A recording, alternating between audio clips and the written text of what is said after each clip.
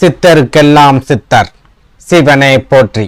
நம்மளோட பதிவுகளில் தொடர்ச்சியா 12 ராசிகளுக்குமான பங்குனி மாத ராசி பலன்களை பார்த்துட்டு வரோம். அதோட தொடர்ச்சியா நம்மளோட இந்த பதிவுல ராசி கட்டத்துல 10வது ராசியா இருக்கக்கூடிய நில ராசியான மகர ராசிக்கு இந்த பங்குனி மாதத்தோட கிரக நிலைகளும் கிரக பயிற்சிகளும் என்ன மாதிரியான பலன்களை கொடுக்க போகுது அப்படிங்கறத பத்தி கொஞ்சம் சுருக்கமா பார்க்க போறோம். அதனால மகர ராசி அன்பர்கள் இந்த வீடியோவை கொஞ்சம் கூட ஸ்கிப் பண்ணாம கடைசி வரைக்கும் முழுமையா பாருங்க. அதுக்கு முன்னாடி நம்ம சேனல் நீங்க இப்பதான் முறையா பாக்குறீங்க அப்படின்னா தயவு செஞ்சு சப்ஸ்கிரைப் பண்ணிக்கோங்க. வீடியோ பிடிச்சிருந்தா மறக்காம அந்த லைக் பட்டனையும் தட்டி விட்டுருங்க. அதை விட முக்கியமா உங்களை மாதிரியே போராட்டமான ஒரு வாழ்க்கையை வாழ்ந்துட்டு வரக்கூடிய மகர ராசிக்காரங்க உங்க சொந்த பந்தத்திலேயோ அல்லது நட்பு வட்டாரத்திலேயோ இருக்காங்க அப்படின்னா அவங்களுக்கு இந்த வீடியோவை மறக்காம ஷேர் பண்ணி விட்டுருங்க.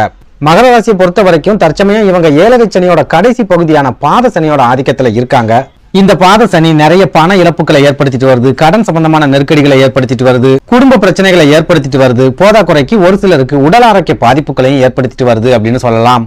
அதே சமயம் பெரும்பாலான மகர ராசிக்காரங்களை எடுத்துக்கிட்டோம் அப்படின்னா சோதனையான காலங்களை எல்லாம் கொஞ்சம் கொஞ்சமா கடந்து வந்துகிட்டு இருக்காங்க அப்படின்னு சொல்லலாம். எதனால இப்படி சொல்றேன் அப்படின்னா எந்த விதமான உதவிகளுமே கிடைக்காம இருந்த மகர ராசிக்காரங்களுக்கு சமீப காலமா யாராவது ஒருத்தர் மூலமா ஒரு சில உதவிகள் அப்படிங்கிறது கிடைக்க ஆரம்பிச்சிருக்கு. அதாவது ஒரு சிலருக்கு வாழ்க்கை துணை மூலமா உதவியும் ஆதரவும் கிடைக்க ஆரம்பிச்சிருக்கும், ஒரு சிலருக்கு பெத்தவங்க மூலமா உதவிகள் கிடைக்க ஆரம்பிச்சிருக்கும், அப்படி இல்லைன்னா சொந்த பந்தங்கள் மூலமாவோ அல்லது நண்பர்கள் மூலமாவோ உதவிகள் கிடைக்க ஆரம்பிச்சிருக்கும்.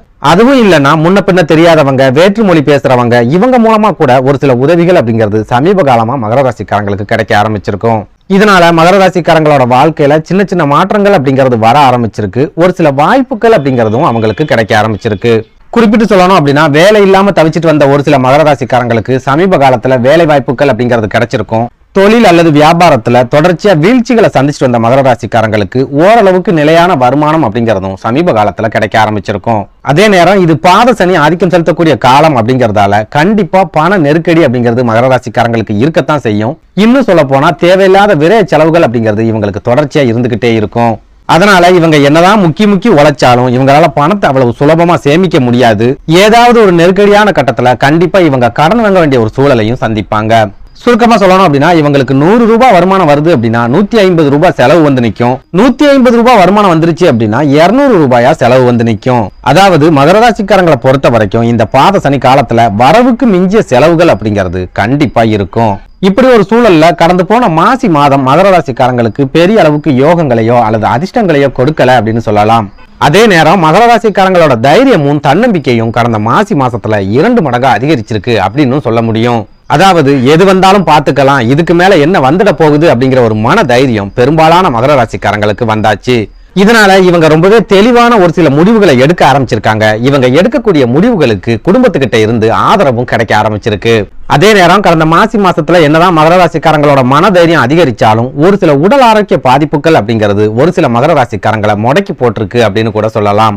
அதாவது இவங்களோட உடல் ஆரோக்கியத்துல பாதிப்புகள் ஏற்பட்டு அது மூலமா ஏற்படக்கூடிய மருத்துவ செலவுகள், அப்படி இல்லைன்னா குடும்பத்துல இருக்கிறவங்களோட உடல் ஆரோக்கியத்துல பாதிப்புகள் ஏற்பட்டு அது மூலமா ஏற்படக்கூடிய மருத்துவ செலவுகள் அப்படின்னு ஒரு சில மருத்துவம் சார்ந்த நெருக்கடிகளை கடந்த மாசி மாசத்துல மகர ராசிக்காரங்க சந்திச்சிருக்காங்க. இதனால நான் முன்னாடியே சொன்ன மாதிரி பெரும்பாலான மகர ராசிக்காரங்களால கடந்த மாசி மாசத்திலையும் பணத்தை சேமிக்க முடியல. ஒரு சில மகர ராசிக்காரங்க மாசி மாசத்தோட பிற்பகுதியில கடன் வாங்க வேண்டிய ஒரு நெருக்கடியையும் சந்திச்சிருக்காங்க. இப்படி ஒரு சூழல்ல இந்த பங்குனி மாதத்தோட கிரக நிலைகள் மகர ராசிக்காரங்களுக்கு என்ன மாதிரியான யோகங்களை கொடுக்க போகுது, என்ன மாதிரியான அதிர்ஷ்டங்களை கொடுக்க போகுது அப்படிங்கறத பத்தி பார்க்கலாம். அந்த வகையில இந்த பங்குனி மாதத்தோட கிரக நிலைகளை ஆராய்ஞ்சு பார்க்கும்போது மகர ராசிக்காரங்களுக்கு பெரிய அளவுக்கு பண நெருக்கடி இல்லாத ஒரு மாதமா இந்த பங்குனி மாதம் இருக்க போகுது. அதே நேரம் இந்த மாசத்துல ஒரு சில மன குழப்பங்கள், மன தடுமாற்றங்களை நீங்க கண்டிப்பா சந்திக்க போறீங்க. அதாவது இந்த பங்குனி மாதம் முழுக்கவே சூரிய பகவான் 3வது வீடான மீன ராசியில ராகு பகவானோட இணைஞ்சி சஞ்சாரம் பண்றார். பொதுவா சூரியன் 3வது வீட்டுல இருக்குது அப்படின்னாலே உங்க முயற்சிகளுக்கு சிறப்பான பலன்கள் கிடைக்க போகுது அப்படின்னு அர்த்தம்.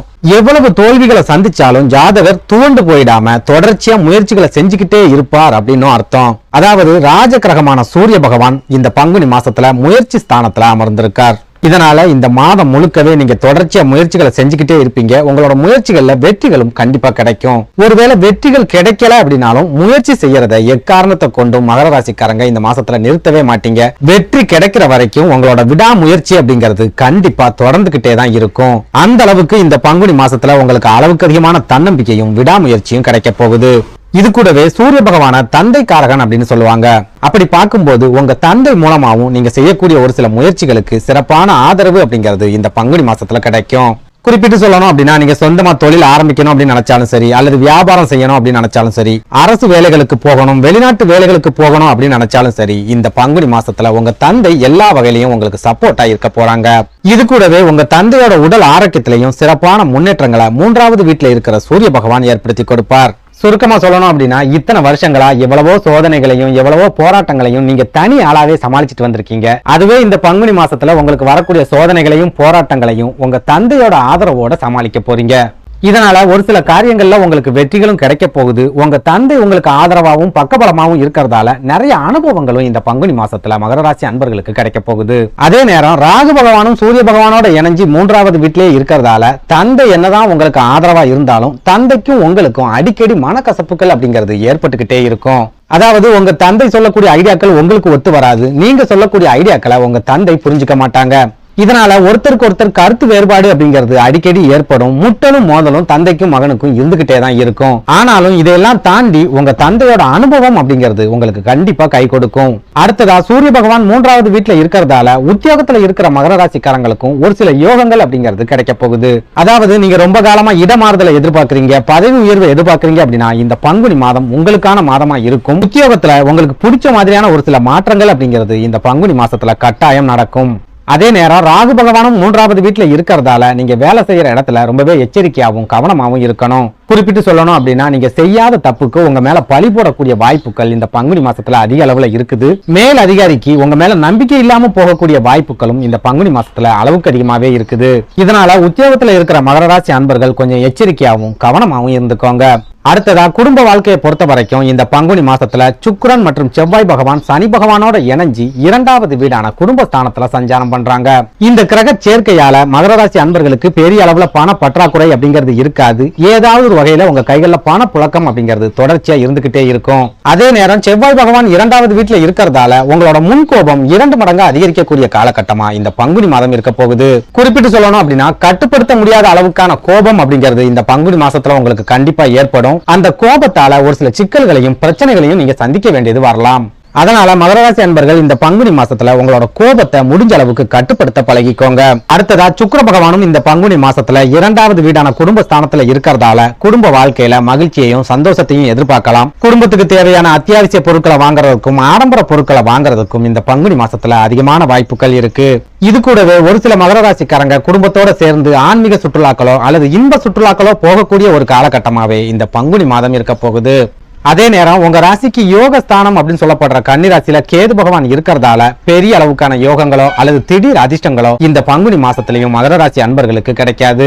போதா குறைக்கு பாகிஸ்தானத்துல இருக்கிற கேது பகவான் உங்களோட உடல் ஆரோக்கியத்திலையும் உங்க குடும்பத்துல இருக்கிறவங்களோட உடல் ஆரோக்கியத்திலையும் ஒரு சில தவிர்க்க முடியாத பாதிப்புகளை கண்டிப்பா ஏற்படுத்துவார். இதனால மகர ராசிக்காரங்க இந்த பங்குனி மாசத்துல உங்களோட உடல் ஆரோக்கியத்துல அதிகபட்ச கவனத்தை செலுத்திட்டு வாங்க. அதை விட முக்கியமா குழந்தைகளோட உடல் ஆரோக்கியத்துல ரொம்பவே கண்ணும் கருத்துமா இருந்துக்கோங்க.